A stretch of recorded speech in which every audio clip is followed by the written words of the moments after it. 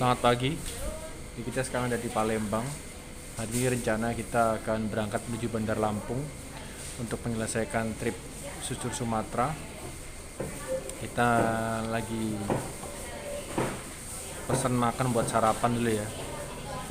Jadi K1 minta KFC. Mungkin sudah kangen makan-makan fast food ya. Ya sudahlah. Kita jadinya pagi ini makan di KFC di Palembang. Dan lokasinya sih dekat dengan hotel. Oke, kita sarapan dulu ya. K2, gimana perasaanmu hari ini? Kita ke Bandar Lampung loh K2.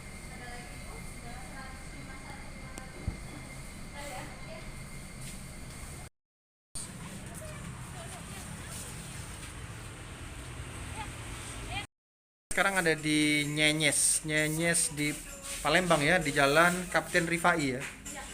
Jadi teman-teman kalau ke Palembang, kalau mau cari souvenir atau apapun ya, kitchen, baju dan lain-lain, nanti bisa ke sini, ke Nyenyes. Nah ini dia, Nyenyes, bacanya Nyenyes ya. Iya, nyanyi. Kaos Kito Galo. Bacanya gimana sih ini kak? Kaos Kito Galo. Iya, kaos Kito Galo. Galo apa Galo? Galo. Galo. Oh. Kito Galo. Kito Galo. Oke. Oke, terima kasih. Sambung perjalanan lagi menuju ke Surabaya. Kasih kak ya. Ya, makasih. Ayo Nana. Assalamualaikum.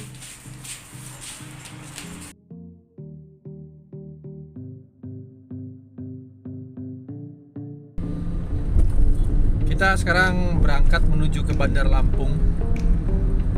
Aduh, sedih banget deh rasanya karena kita akan segera balik ke Jawa. Sedih karena kita harus meninggalkan Sumatera. Rasanya terlalu banyak sekali memori yang ditinggalkan di sini dan waktu yang kita habiskan di Sumatera ternyata nggak cukup. Luar biasa, Sumatera ini begitu luas. Jadi suatu saat mungkin kami akan kembali lagi ke sini.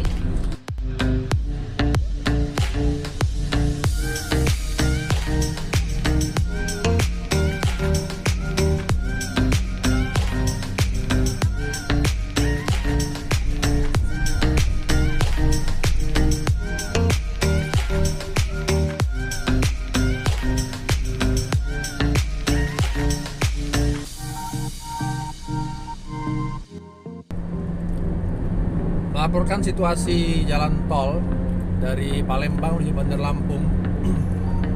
Ini belum ada 20 kilo tapi sudah ada 5 titik perbaikan. Saya sebagai pengguna jalan tol merasa kecewa sekali ya.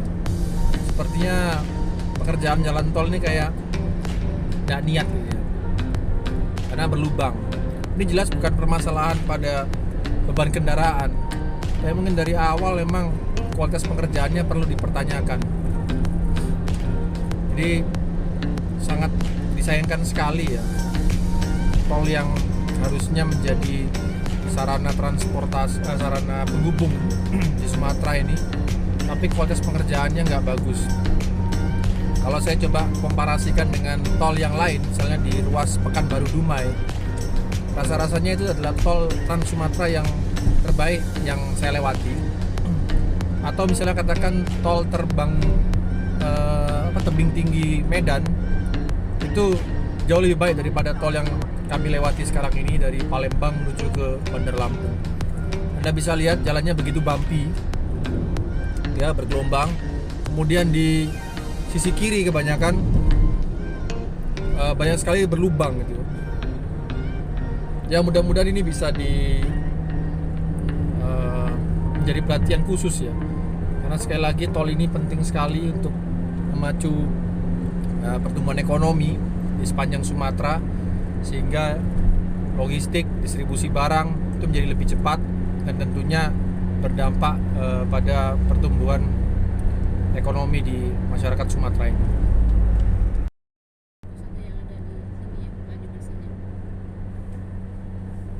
Jadi 3 minggu yang lalu kami berada di sisi barat ya, dari Lampung menuju Palembang. Sama halnya, Anda bisa lihat sekarang kamera saya bergoyang. Jadi jalan ini begitu bergelombang gitu ya. Ini jauh dari standar pengerjaan jalan tol, dan saya baru melewati 3 lubang. Kecepatan saya ini 90 km per jam, jadi masih memungkinkan untuk menghindari lubang tersebut. Saya tidak bisa membayangkan seandainya ada yang berjalan lebih, meskipun sudah ada regulasinya jangan di atas 100 kilo, tapi kalau ada, ini bisa berpeluang meningkatkan risiko terjadinya kecelakaan. Anda bisa lihat sisi sebelah kanan, jalannya tambalan semua. Ini macam gigi anak saya yang ngompong gitu ya, tambal semua. Terus terang saya kecewa sekali, karena ibaratnya pengerjaan jalan tol ini nggak serius gitu. Kecewa betul saya melihat ini, sedih saya.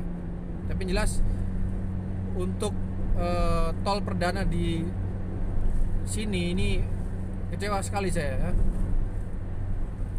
Kalau saya coba bandingkan dengan jalan biasa, waktu kemarin saya dari Palembang, dari Pekanbaru, dari Jambi menuju ke Pekanbaru, mohon maaf, dari Jambi menuju Pekanbaru, jalannya mulus sekali. Dari kalau dari Jambi sampai menuju perbatasan Riau, itu menggunakan cor beton berkelok-kelok, itu bisa dikerjakan dengan baik. Padahal alamnya, topografinya menurut saya lebih menantang. Sedangkan dari perbatasan Riau sampai Pekanbaru, jalannya mulus menggunakan aspal dan sama, ciri khasnya adalah sama, berkelok. Tapi yang sangat saya sayangkan, tol ini di mana struktur kondisi topografinya tidak berkelok, tapi pekerjaannya seperti ini. Kecewa sekali saya. Ya. Jadi mohon mungkin bisa ada pengelolaan yang lebih serius supaya tol ini nggak semakin parah. Karena volumenya sekarang kalau saya lihat sebenarnya yang melalui jalan tol ini tidak sebanyak seperti di tol Jawa. Jadi mumpung ini belum banyak, harusnya dikerjakan lebih serius.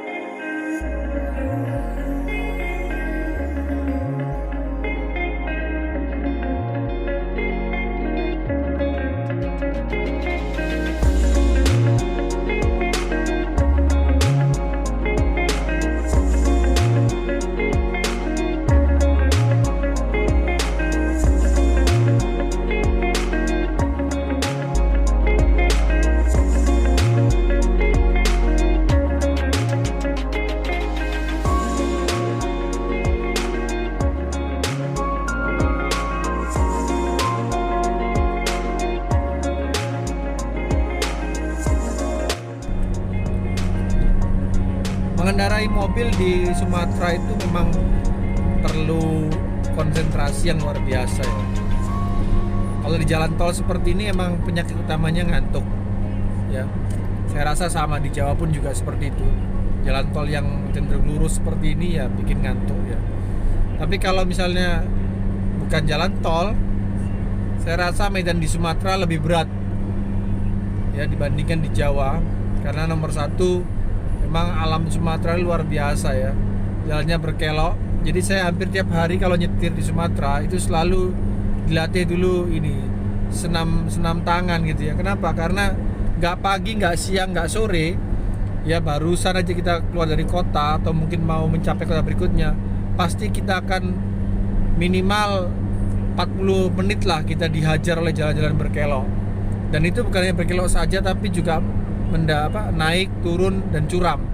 Sehingga di sana kita sering banget menggunakan gigi yang rendah untuk bisa mengejar akselerasi. Makanya itu saya merasa ya di Sumatera ini kemampuan saya untuk nyetir meningkat. Enggak juga. Tapi yang jelas lebih konsentrasi. Dan yang kedua, jalan di Sumatera itu tidak selebar jalan di Jawa. Ya.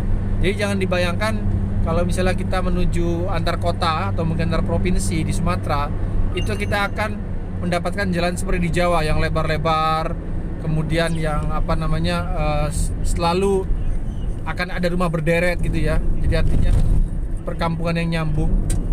Wah, ini ya luar biasa. Jadi bayangkan ya, yang rusak itu sampai dua sisi. Jadi kita harus menggunakan bahu jalan. Ini luar biasa ini ya. Menurut saya harus ada pengawasan dan teguran ini ya dari pusat terkait dengan yang seperti begini nih. Oke, kembali lagi, kalau jalan di Sumatera itu terkadang kita akan menemui satu daerah yang putus dari kampung, jadi nggak ada penghuninya sama sekali, benar-benar hutan gitu ya. Yang dimana kalau di Jawa tuh mungkin kita jarang menjumpai itu. Dan jalannya itu mungkin terkadang sempit, ibaratnya kayak satu jalan dibagi dua gitu ya. Nah kalau di Jawa kan nggak, baik jalan yang menghubungkan kabupaten itu masih bisa dilalui 2 mobil. Tapi kalau di Sumatera enggak. Yang kedua adalah gaya menyetirnya para pengemudi di Sumatera itu relatif beda dibanding di Jawa ya. Di Sumatera itu nyaris tidak pernah ada yang namanya kecepatan rendah ya, semuanya tinggi, bahkan termasuk dalam menikung, meliuk-liuk sekalipun ya. Dan itu luar biasa. Uniknya lagi adalah kalau misalnya mau menyalip ya, mendahului mobil yang di depannya, itu jarang sekali memberikan klakson. Dimana kalau misalnya di Jawa tuh saya selalu memberikan klakson kalau misalnya ingin mendahului mobil yang di depan.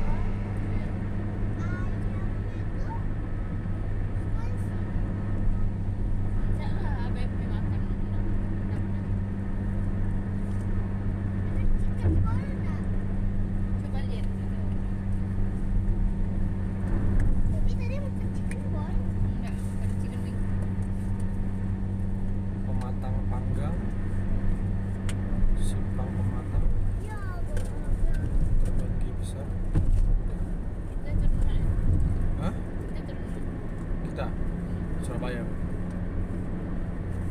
Maksudnya Terbanggi besar TRPK. K-nya Kayu Agung udah lewat, P-nya Pematang Panggang nih. Terbanggi besar. panggang.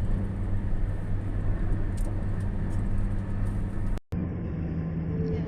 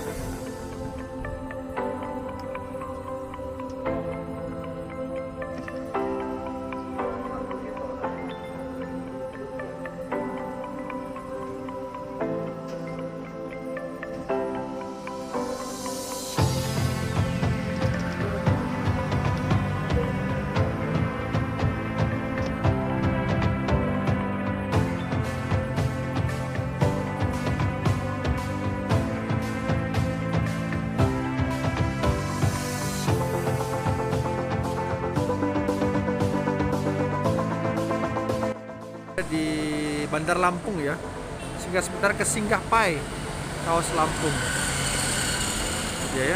Ini tokonya, kita lihat banyak ya, mantap. Oh gitu.